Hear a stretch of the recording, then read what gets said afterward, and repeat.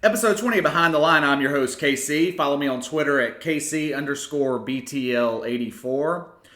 Everyone likes to think of themselves as leaders, but the reality of it is most people just aren't leaders. Most people are sheep. They'll follow whatever or whoever is popular at the time. There's several different types of leaders. You've got your charismatic leaders, people who can convince or talk you into anything.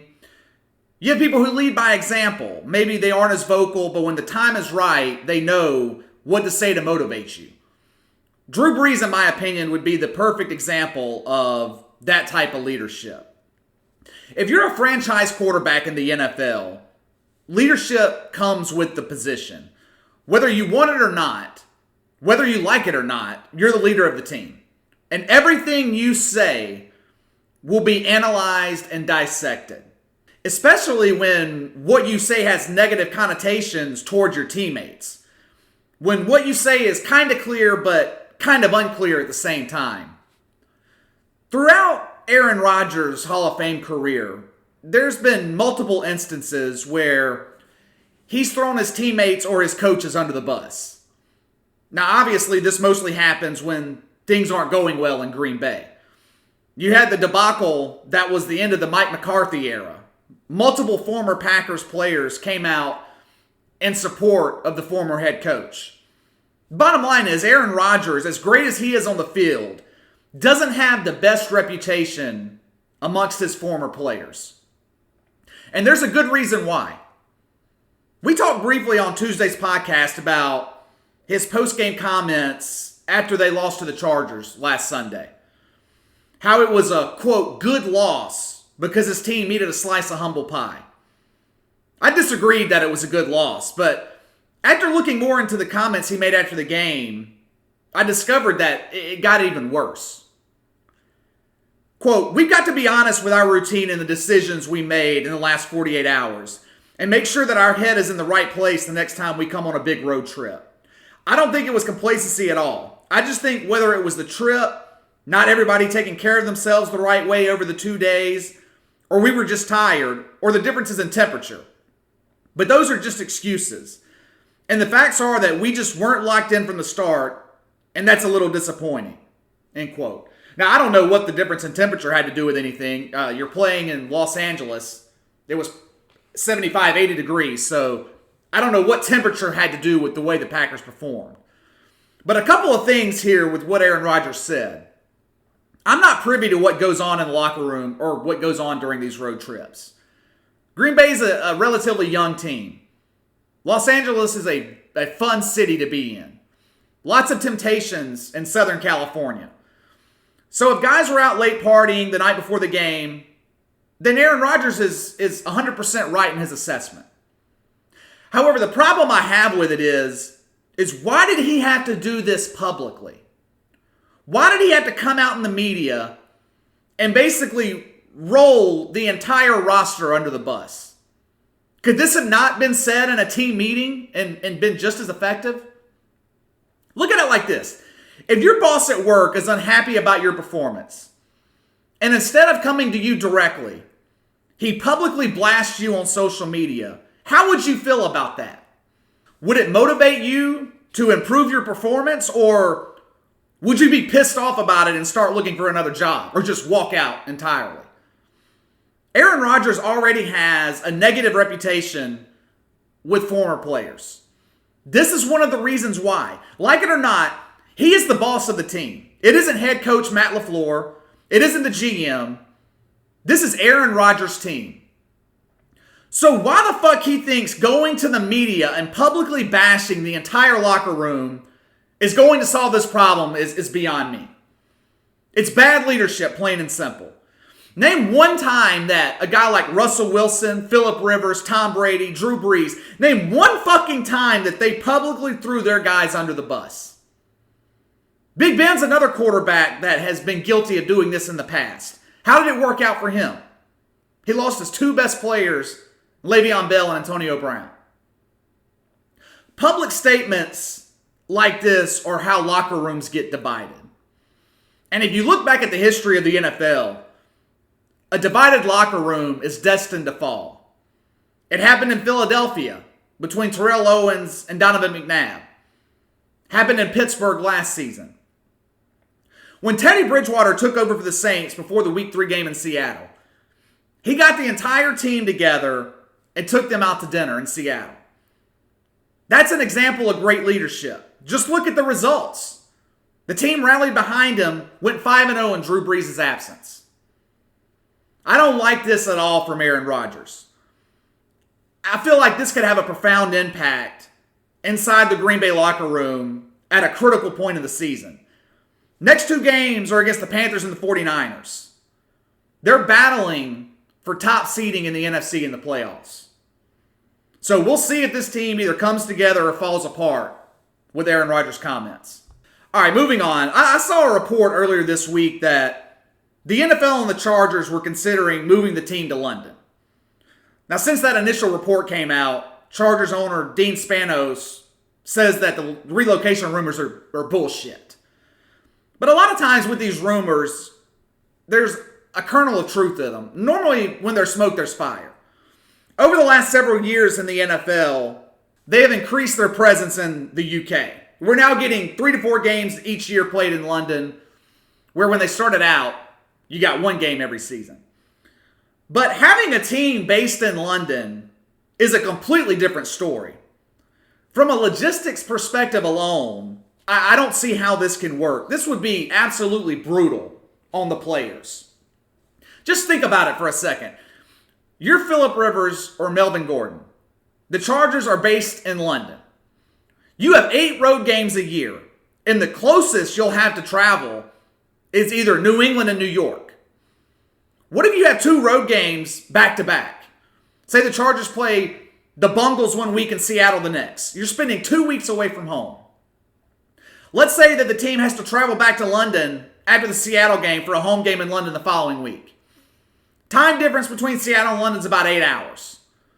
Team leaves Seattle after the game Sunday afternoon. It's 4 a.m. London time.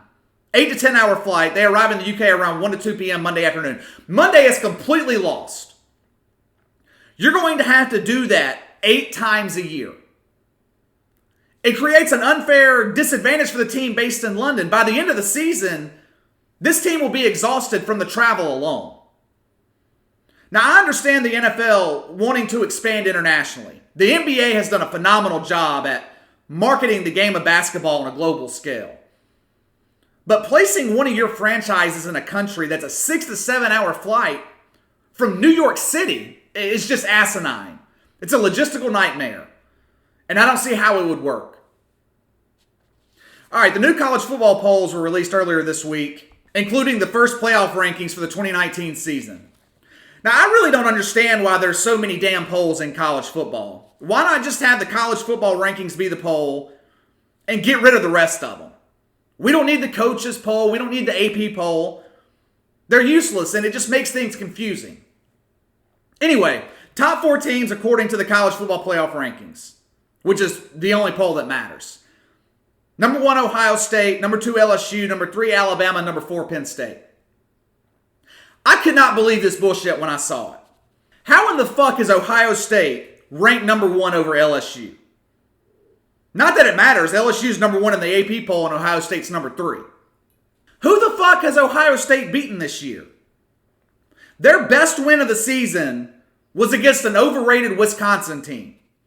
And they beat them at home. LSU's beaten a really good Texas team on the road. They beat Auburn. They beat Florida. LSU, in my opinion, is the clear number 1 team in the country. Ohio State's schedule thus far has been against nobodies. Teams like Florida Atlantic, Miami of Ohio. They close out the year against Penn State. They travel to the Big House to play Michigan. I don't mind Penn State at number 4. I really think they should be number 3. Here's what I have a problem with. Clemson is ranked number 5, and rightfully so. Their schedule's been god-awful. Clemson hasn't played a ranked team all season. Best team they've beaten is Texas A&M, who was ranked at the time, but they fucking suck. They shouldn't have been ranked. You're not getting my respect playing teams like Charlotte and Wofford. What the fuck is a Wofford? My thing is, though, if they're going to penalize Clemson, then you have to penalize Alabama. Nick Saban and Bama have absolutely no business being ranked number 3 right now. Just like Clemson, their best win of the year was against Texas A&M. I don't care if it was on the road. A&M is trash. Alabama's non-conference schedule is insulting. Duke, New Mexico State, Southern Miss, Western Carolina. I'm sick and tired of these teams scheduling these games they have no business playing. If I were voting, I'd have both Alabama and Clemson out and I'd move Oregon up. I would rather see a 1 or 2 loss team that's played a decent or somewhat competitive schedule than an undefeated team that's coasted through the season playing teams with not one NFL caliber player on the roster. Start punishing these teams for not playing elite opponents. All right, let's get to the college football plays for Saturday. We got to make up for last weekend, 0-3. Worst weekend of college football I've had all year. First game, LSU at Alabama. Current line, Alabama is -5.5. I've been telling you guys for the past 5 to 6 weeks that I think LSU goes on the road to Tuscaloosa and beats Alabama by 10 plus points. A smile came across my face when I saw the line of this game. I'm getting the better team with 5.5 points. I'll take it, and I'm taking it big. I know that Alabama's beaten LSU 8 straight times. Held them to a total of 10 points the last 3 meetings. Bama was able to contain Joe Burrow last season. Held him to 184 yards and 1 interceptions. But this is a different Joe Burrow. And this is a different Bama defense. I'm not sold on Alabama's defense. I watched a true freshman quarterback from Ole Miss shred this defense a month ago for 31 points. Don't be fooled by Alabama's large margin of victory in their wins. Like I said earlier, this team hasn't been tested all season. LSU will be the first real game of the season for this team. Bama starting quarterback Tua Tagovailoa's status is uncertain. It's going to be a game-time decision. Even if he plays, he won't be 100%. Statistically, both defenses are even on paper, but I actually think that LSU has the better defense. Against stiffer competition, the Tigers only give up about 20 points a game. LSU has NFL talent in their secondary. I believe they'll be able to limit Bama in the passing game. So I'm getting the better defense, the better quarterback, and I'm getting points. I'm sticking with my prediction that I've been making the last few weeks. I think LSU wins this game by double digits. But I'll gladly take the free points. Taking LSU plus 5.5. All right, next up, Iowa at Wisconsin. Current line, Wisconsin -8.5. I'm trying not to overreact to Wisconsin's 2 back-to-back losses. But I just can't swallow this many points for what I feel like is an overrated Wisconsin team. I know they're at home. Camp Randall's a tough place to play. But this is a team that just lost to Illinois at home 2 weeks ago. Blown out last week at Ohio State. Iowa's a tough team that's battle-tested. Won a tough game on the road earlier this year at Iowa State. Battled Michigan and Penn State throughout both their losses this year. People talk about how great Wisconsin's defense is because they pitched 4 shutouts this year, but let's be real. Allowing 0 points against South Florida, Central Michigan, Kent State, and a struggling Michigan State offense is hardly impressive. They've allowed 62 points their last 2 games. Iowa's offense is anemic. There's no doubting that. This team sucks offensively. But Wisconsin isn't exactly lighting up the scoreboard against better opponents. This is a team that scored 24 and squeaked by a shitty Northwestern team at home. This is going to be a defensive game, low-scoring affair. I'm not sure Iowa wins the game, but I like them to cover the number. Line opened at 9.5. It's been bet down a full point. I like Iowa plus more than a touchdown, taking Iowa plus 8.5. Last game, Iowa State at Oklahoma. Current line, Oklahoma -14.5. Don't overreact to Oklahoma's loss to Kansas State. Tough place to play. Kansas State's a good team, and it was on the road. The Sooners have had 2 weeks to stew over that loss. And I think they come out Saturday in beatdown mode. Oklahoma has to win big the rest of the season to hope to qualify for the playoffs. It starts Saturday against Iowa State. I understand the Cyclones have covered 3 straight against Oklahoma. And this is typically a tough out for the Sooners. But this is the lowest spread between these 2 teams in 5 years. Oklahoma has one-handedly, they just haven't been able to cover the big numbers. I'm usually not big on swallowing big points, but I just feel like this is a statement game for Oklahoma. Before the offensive explosion by Kansas State 2 weeks ago, the Sooners' defense had been dominant all season. Gave up 27 points to a good Texas offense, 14 to West Virginia, 16 to Texas Tech. The biggest reason I like this game is the number. I actually think Oklahoma is severely undervalued here. Like I said earlier, smallest number against Iowa State in 5 years.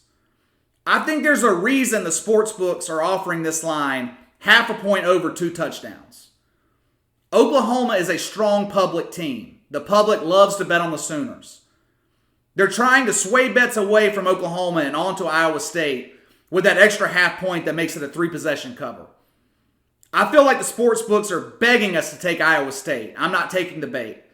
I like the Sooners in a blowout here, taking Oklahoma minus 14.5. All right, just to recap, LSU plus 5.5, Iowa plus 8.5, Oklahoma minus 14.5. All right, that's all for today, guys. Hit the like and subscribe button. Leave me a comment in the section below with your college football picks for the weekend. I'll be back Saturday morning with my NFL plays for the week. Follow me on Twitter at KC_BTL84. I'll see you guys Saturday morning.